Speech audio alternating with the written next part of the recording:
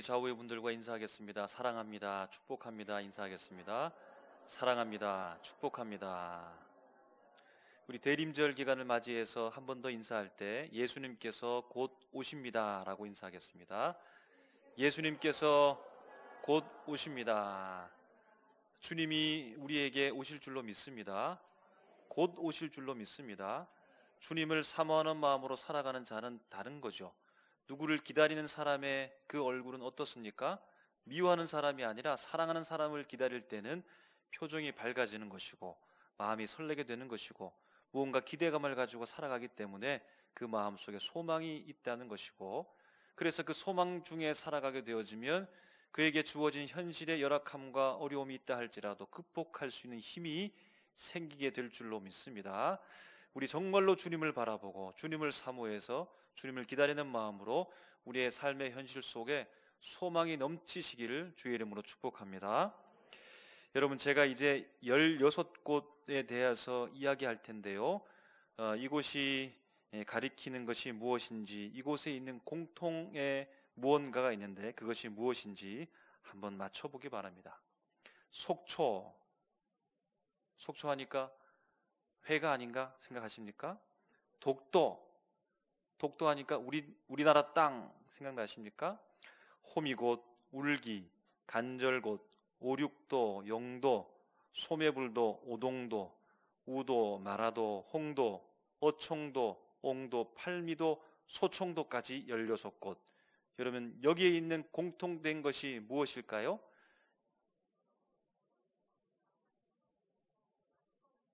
섬이라고 하는 특징도 있겠고, 돌도 있고, 물도 있고, 땅도 있고, 바다도 있고, 다 모든 것이 많은데, 여러분, 이곳은 우리나라에서 아름다운 등대로 선정된 16곳이라고 합니다. 이곳에 가면 아름다운 등대를 만날 수 있다라고 하는 거죠.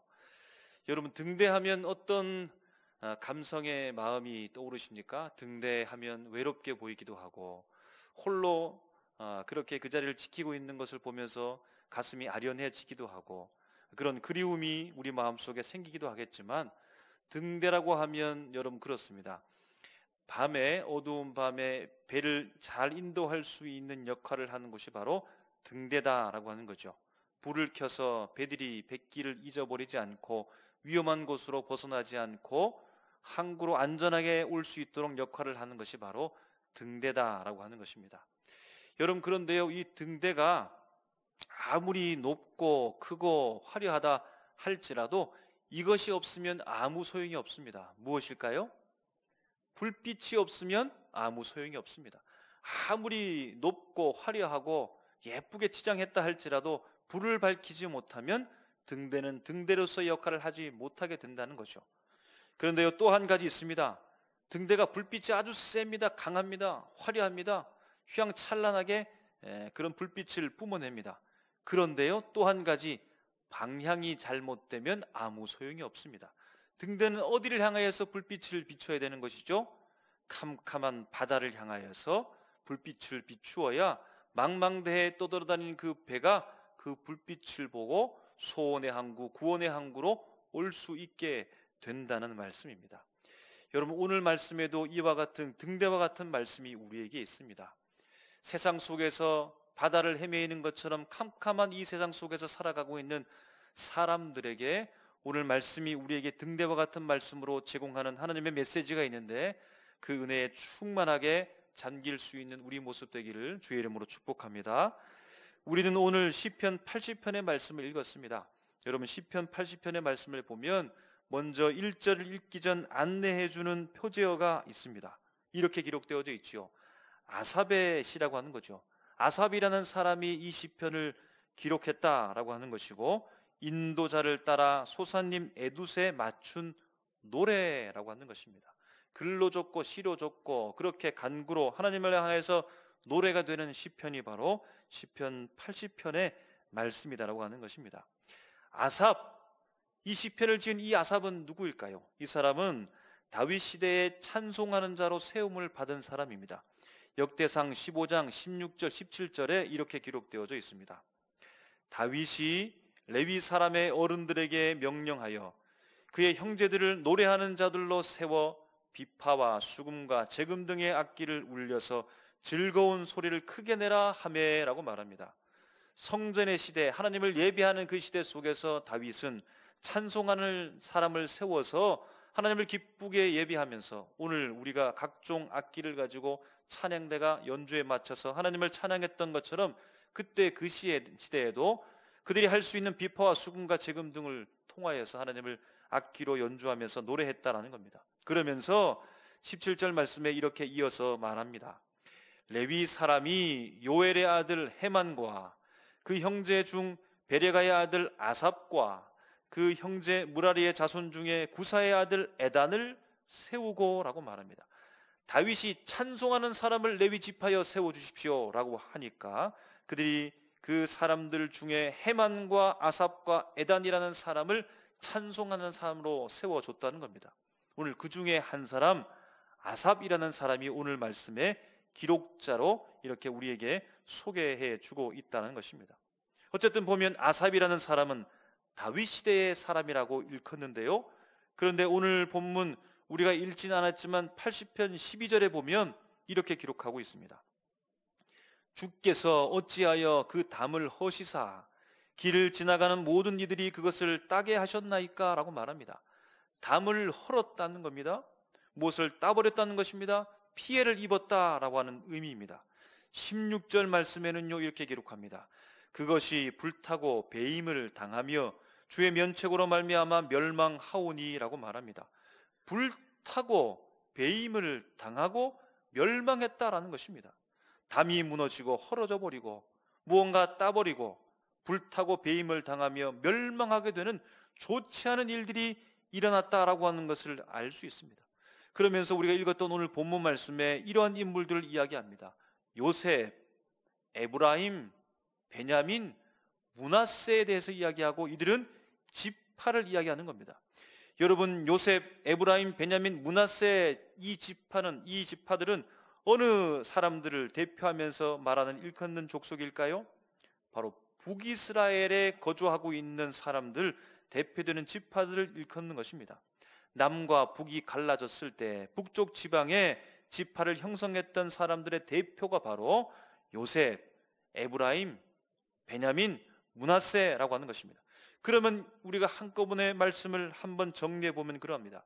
그때 그 당시에 북이스라엘 땅에 좋지 못한 일이 일어났다는 겁니다. 멸망과 파멸, 담이 허물어지는 일들, 곧 나라가 파멸되는 일들이 일어났는데 그때 당시에 사람이 바로 아삽이라고 하는 건데, 그런데 시대가 맞지 않죠?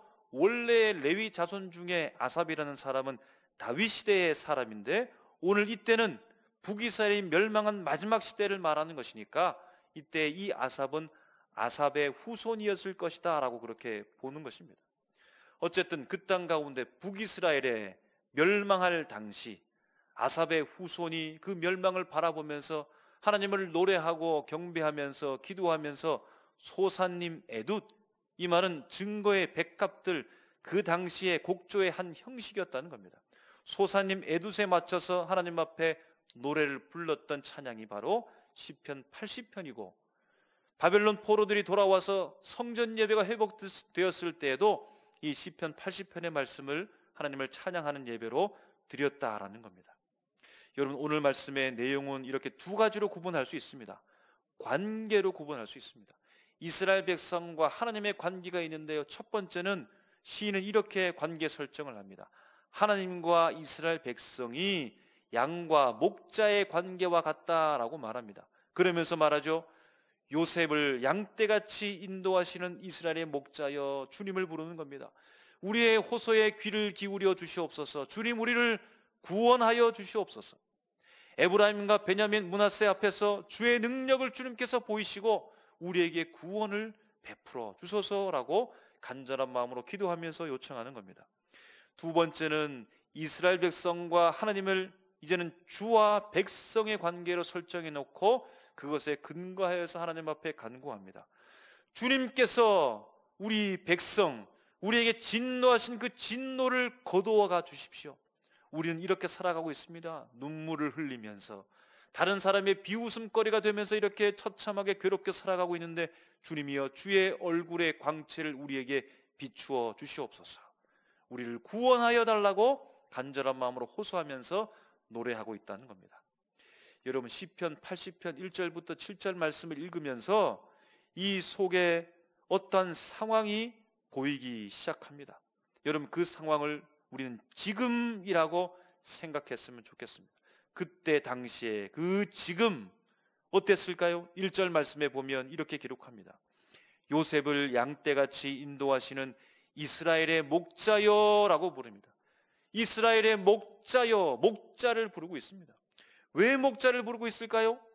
지금 그들의 삶의 현실에 지금의 목자가 없다는 겁니다.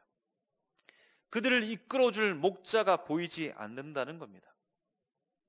아수르가 침략하여서 그 땅을 멸망시켜버리고 북이스라엘의 백성들은 뿔뿔이 흩어지기도 하면서 삶의 터전을 잃어버리고 목자도 없이 그렇게 불쌍하게 살아가고 있는 지금을 그들이 살아가고 있다는 겁니다. 1절 후반의 말씀은 이렇게 기록합니다. 그룹 사이에 좌정하신 이여 빛을 비추소서라고 말합니다. 빛에 대한 이야기가 많이 나오는데요, 빛을 비추소서. 왜 빛을 비추어 달라고 할까요? 어둡기 때문입니다. 빛이 없기 때문입니다. 보이지 않기 때문입니다. 그래서 하나님을 향하여서 빛을 비추어 달라고 그렇게 고백하고 기도하고 있는 것입니다. 아수르의 침략으로 인하여서 삶의 터전이 무너지고 어디로 갈지 갈 바를 알지 못한 가운데 수많은 양들이 헤매고 있는 캄캄한 그 땅 가운데 하나님이 우리에게 빛을 비추어 달라고 빛이 없는 지금을 그들은 살아가고 있다는 겁니다. 2절 말씀에는요, 이렇게 기도하면서 노래합니다. 에브라임과 베냐민과 므낫세 앞에서 주의 능력을 나타내사라고 말합니다. 주의 능력을 나타내 주십시오. 우리에게 힘을 주십시오. 능력을 주십시오. 그렇게 고백하고 기도하는 이유는 뭘까요? 힘이 없으니까 그렇습니다. 여러분, 므낫세 지파는요, 요단 동편 서편의 광활한 땅 기업을 분배받아서 살고 있었던 족속입니다. 지파입니다. 에브라임은 요셉, 아버지 요셉의 정통성을 이어가는 아주 힘있는 지파였습니다. 베냐민은 전쟁을 잘하기로 유명한 지파였습니다. 여러분, 그러면 광활한 땅을 거느리고 있으면서 정통성을 이어가고 전쟁을 잘하는 민족으로 해서 북이스라엘이 승승장구하면서 힘을 가지고 살아가야 될 텐데, 그런데 주님 우리에게 능력을 달라고 능력 없음에 대하여 하나님 앞에 간절한 마음으로 호소하고 있다는 겁니다. 아수르의 침략으로 인하여 그 땅은 파멸되어지고 북이스라엘은 능력 없는 지금을 살아가고 있습니다. 목자가 없고 빛도 없으며 능력이 없는 지금을 살아가는 북이스라엘 백성들에게 여러분, 그들의 삶은 어떨까요? 5절에 보면 주께서 그들에게 눈물의 양식을 먹이시며 많은 눈물을 마시게 하셨나이다. 그들은 울고 있습니다. 눈물을 흘리고 있습니다. 파멸된 그 땅을 바라보면서 슬퍼하고 괴로워하고 있다는 겁니다. 폐허가 된 땅, 포로로 잡힌 가족들과 이웃을 잃은 그 자리 속에서 눈물을 흘리고 있다는 겁니다. 6절을 보면 이렇습니다. 우리를 우리 이웃에게 다툼거리가 되게 하시니 우리 원수들이 서로 비웃나이다 라고 말합니다. 이스라엘 백성들이 약해졌는데 이웃의 사람들이 도와주는 것이 아니라 비웃는다는 겁니다. 거봐라 거봐라, 그럴 줄 알았다, 잘 됐다라고 하면서 비웃는 겁니다. 비웃음을 받고 모욕을 받으면서 그들은 살아가고 있는 겁니다. 여러분, 이 어려운 지금, 이 지금을 어떻게 타개하고 변화시킬 수 있을까요? 어떻게 하면 흐르는 눈물을 닦아주고 더 이상 눈물을 흘리지 않고 비웃음거리, 조롱거리가 아니라 정말로 기뻐서 소리나는 웃음, 그 웃음으로 바뀔 수가 있겠습니까? 북이스라엘의 마지막 왕은 호세아입니다. 이 호세아라는 사람은 아수르의 힘을 등에 업고서 왕이 된 사람입니다. 그런데 이 사람의 마음이 변했는지 친애굽 정책으로 선회합니다. 전에는 아수르를 등에 업고 힘을 빌려서 그가 살아가고 있었는데 이제는 아수르를 배반하고 이집트를 향하여서 동맹 맺으면서 살아가고 있는 겁니다. 그래서 아수르로부터 미움을 받고 결과는 비참했습니다. 나라가 멸망하고 본인도 잡혀가고 말았다는 겁니다. 여러분, 그러므로 다시 친아수르로 가야 되지 않겠습니까? 다시 앗수르에 향하여서 우리가 잘못했다라고 그렇게 정책을 새롭게 펼치면서 가야 되지 않을까요? 시인은 이것을 알고 하나님이여 우리가 잘못했으니 애굽을 다시 버리고 앗수르와 다시 함께 합력하여서 나라를 잘 인도할 수 있는 새로운 왕을 주십시오. 앗수르의 힘을 얻고 세워지는 왕을 주십시오라고 그렇게 기도할 만도 하지 않겠습니까? 그런데 본문 말씀에 보면 그러한 내용은 보이지 않습니다. 여러분, 빛이 없다라고 하는 것은 어둡다는 것이죠. 어둡다라고 하는 것은 무엇입니까? 보이지 않는다는 겁니다. 보이지 않으니 판단이 안 되는 겁니다. 이해가 되지 않습니다. 해석이 되지 않습니다. 어떻게 가야 될지 알지 못하는 상황 가운데 있다는 겁니다. 그런데 미래를 열어주는 사람이 있죠. 누구입니까? 구약시대 때 하나님의 말씀을 가지고 활동했던 사람들, 예언자, 선지자들은 미래를 예견하고 사람들을 인도하지 않았습니까? 그러면 시인은 이 아삽의 후손으로서 이 적막한 땅을 바라보면서 하나님이 우리에게 예언자를 주십시오. 미래를 예측할 수 있는 사람을 줘서 이 상황을 우리가 제대로 파악하고 알고 이해하며 나갈 수 있게 해달라고 그런 사람을 요청하고 기도하고 간구했을까요? 예언자에 대한 요청, 선지자에 대한 요청도 보이지 않습니다. 지금의 이 비참한 현실을 바꾸기 위해서는 또 한 가지 방법, 정책적 결정이 있을 수 있습니다. 아수르에게 힘으로 맞서서 끝까지 밀어붙이고 능력을 구비해서 친애굽 정책을 포기하지 말고 끝까지 가고, 더군다나 주변의 나라들 함께 힘을 합쳐가지고 열강들과 힘을 합쳐서 연합해서 아수르를 물리칠 수 있는 하나님 강력한 힘을 우리에게 주십시오라고 이렇게 기도해도 좋지 않겠습니까? 시인은 그렇게 노력했을까요? 노래했을까요? 주님, 우리에게 정책력, 통찰력을 허락하여 주시고 친애굽 정책이 실패하지 않도록 인도해 주시고 주변의 나라도 함께 힘을 합쳐서 저 무자비한 아수르를 물리칠 수 있도록 주님이여 우리에게 강력한 힘을 달라고 하나님 앞에 그렇게 노래하고 기도했을까요? 여러분, 이 내용도 보이지 않습니다. 그러면 시인은 목자 없는 그 땅에, 어둠이 짙어서 사리가 판단되지 않는 어둠의 현실 속에 놓여 있는 그 땅에 능력이 없어 무능한 자들로 들끓고 있는 그 삶의 그 자리에서 여러분 어떻게 하나님 앞에 노래하고 기도했을까요? 시인은 7절로 하나님을 향하여서 기도합니다. 만군의 하나님이여 우리를 회복하여 주시고 주의 얼굴에 광채를 비추사 우리가 구원을 얻게 하소서. 무엇을 구하고 있습니까? 주의 얼굴에 광채를 우리에게 비추어 주시옵소서. 캄캄한 밤의 바닷가에 헤매고 있는 그 배가 구원의 항구, 소원의 항구로 갈 수 있도록 주의 얼굴에 광채를 우리에게 비추어 주시옵소서라고 하나님 앞에 기도하고 있다는 겁니다. 여러분, 은혜스럽기도 한데, 여러분, 그렇습니다. 아직 예수 믿지 않는 분들이 이렇게 질문하기도 합니다. 이보시오, 하나님도 좋고 예수님도 좋고 성령님도 좋고 하나님이 천지 만물을 만들었다고 하는데 그렇다고 칩시다. 예수님께서 우리를 위해서 십자가에 못 박혀 돌아가셨다고 하는데 내가 보지는 못했지만 그렇다고 칩시다. 성령께서 우리 안에 내주하시고 우리에게 믿음을 주신다라고 하는데 나는 잘 모르겠지만 그렇다고 칩시다. 아니, 그렇다고 해서, 그것을 믿는다고 해서, 그분들이 계시다고 해서 지금의 현실이 바뀐 게 무엇이오? 라는 질문입니다. 하나님이 살아계시고 천지 만물을 만드시며 예수 그리스도께서 십자가에 못 박혀 돌아가시고 성령께서 교회를 세우고 난다라고 하는데, 그런데 그것 때문에 바뀐 세상이 무엇입니까? 라는 질문입니다. 지금 우리가 어떤 삶의 변화를 가지고 나가겠습니까? 라는 질문입니다. 여러분, 지금을 바꾸기 위해서는 사람들은 말합니다.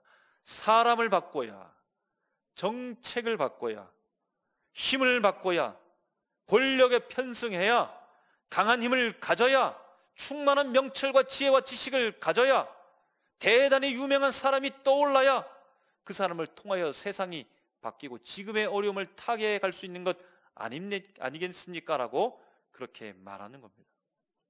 여러분, 그렇게 보입니다. 그런데 왜 시인은 이 비현실적인 뭔가 같은 주의 얼굴을 구하는 이유가 무엇일까요? 하나님 정책을 바꾸려고 하고 선지자나 예언자나 새로운 왕 등극하기를 그렇게 소원하면서 기도하는 것이 정말로 지금을 바꿀 수 있는 가장 현실적인 답안 같은데, 그런데 시인의 생각은 어떠하기에, 시인은 어떤 믿음을 가지고 있기에, 시인은 어떤 신앙의 사람이기에 세상적인 현실에 지극히 지금처럼 보이는 그것을 바라는 것이 아니라 보이지 않는 하나님의 얼굴의 그 빛의 광채를 구하는 이유가 무엇입니까? 시인은 어떤 마음을 가지고 살아가고 있을까요? 어떤 신앙의 소유자일까요? 여러분, 우리가 오늘 말씀 5절 말씀을 한번 다 같이 읽었으면 좋겠습니다. 5절입니다. 읽겠습니다. 시작. 주께서 그들에게 눈물의 양식을 먹이시며 많은 눈물을 마시게 하셨나이다. 6절 말씀도 이어 읽겠습니다. 시작. 우리를 우리 이웃에게 다툼거리가 되게 하시니 우리 원수들이 서로 비웃나이다. 여러분, 5절 6절 말씀의 주체가 누구인가요? 지금 어려운 현실 가운데 놓이게 되어 있지만 이스라엘 백성들의 죄악과 하나님 버림과 그들이 잘못 살았기 때문에 주어진 고통의 현실이 지금 그들이 맞아들이고 있는 현실이지만, 그런데 그 모든 현실, 지금을 주관하고 계시는 분은 누구라고 지금 말하고 있는 것입니까? 주께서 그 모든 삶의 현실의 주관자라고 하는 고백을 하고 있다는 겁니다. 시인이 이렇게 세상 현실을 몰라서, 세상 왕이 주권자가 아닌지 맞는지 몰라서 헷갈리기 때문에 이렇게 말하는 것이 아니라, 그는 지극히 피폐되어진 삶의 현실을 경험하고 있고 몸으로 부딪히고 있으며 알고 있지만, 그러나 모든 삶의 주관자는 바로 주께서 그 모든 상황들을 주관하고 계신다라고 하는 믿음을 갖고 있었기 때문이라는 겁니다. 시인은 뼈저린 아픔을 경험했습니다. 북이스라엘은 20명의 왕이 이어져 왔습니다. 그런데 여러분, 성경의 역사적 평가에 그 20명의 왕들 중에 선한 왕은 단 한 명도 없습니다. 반짝 주의 일을 하는 것 같았지만 이내 자신의 욕심과 정욕에 치우쳐서 하나님을 반대하는 사람으로 나락으로 떨어져 버렸습니다.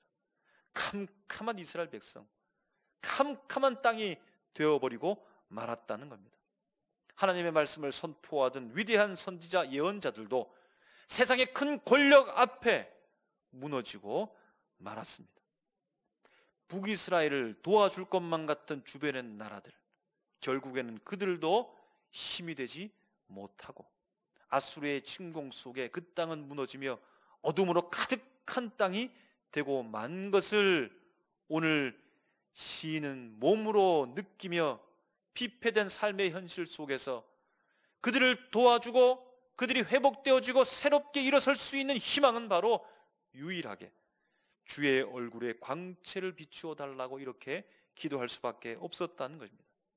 주님의 얼굴이 유일한 소망이며 확실한 응답의 보장이라는 사실입니다. 사랑하는 성도 여러분, 우리는 어떤 지금을 살아가고 있습니까? 여러분의 삶의 현실의 지금은 어떠합니까?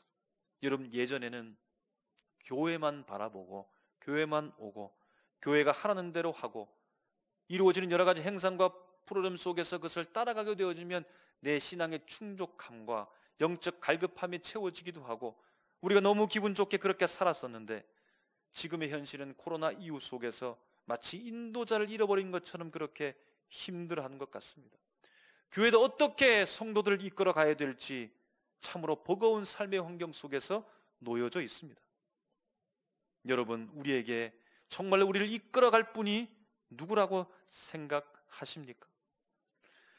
지금의 현실 속에서 신앙의 사람들은 대부분 큰 스트레스를 받고 있다고 합니다. 신앙적 스트레스, 욕구가 충족되지 않아서 영적 갈급함은 있는데, 그런데 내게 필요한 것이 무엇인지도 잘 알지 못하기도 하고 내가 어떻게 채워야 될지 알지 못한 가운데 그렇게 인도자를 잃어버리고 헤매고 있는 상태라는 겁니다. 신앙의 절대적 가치가 여러분 잘 보이지 않습니다. 교회의 신앙의 절대적 가치가 잘 보이지 않습니다. 세상의 가치들이 들어와서 자리를 차지하고서 주인 행세를 하는 일들이 참으로 많이 있다는 겁니다. 다양함의 가치, 다양성의 가치, 과학적 합리성의 가치, 물질적 가치들이 오늘 우리 속에 들어와서 주인 행세를 하고 있다는 겁니다. 세상을 이길 힘이 없는 것만 같습니다. 자꾸만 약해져만 갑니다. 교회 공동체가 사회로부터 지탄을 받아가지고 어떻게 하면 그들을 품어 안을까, 끌어안을까라고 이렇게 큰 마음을 품어야 되는데 오히려 그들의 근심 걱정거리가 되는 것처럼 이렇게 우리 마음이 위축되어져 있다는 겁니다. 신앙의 원칙, 원리를 가지고 세상 속에 살아가고 나아가면 그 원리와 원칙들이 정말로 힘을 발휘해야 되는데 세상의 도전 앞에 힘없이 맥없이 무너지는 우리의 삶의 현실을 보게 되기도 합니다. 주의 말씀을 선포하고 능력 있게 나가서 세상을 정복하고 힘있게 그들 앞에 예수 복음을 선포해야 되는데 여러분 참으로 망설여지는 이때가 아니겠습니까? 여러분 이때에 우리는 어떻게 해야 되겠습니까? 어떻게 이 지금의 어려운 현실을 타개할 수 있겠습니까? 어떤 사람을 세워야 되겠습니까? 어떤 힘을 가져야 되겠습니까? 어떤 물질적 풍요를 확보해야 이 어려운 시대를 우리가 타개해 나갈 수 있겠습니까? 그것이 아니죠. 살아계신 하나님의 얼굴의 광채를 구하시기를 주님의 이름으로 축복합니다. 여러분 우리는 어두운 밤 이 바다를 헤매고 있는 배와 같습니다. 등대가 비춰주지 않으면 그 배가 아무리 크고 화려할지라도 스스로 구원의 항구로까지 이동할 수가 없습니다.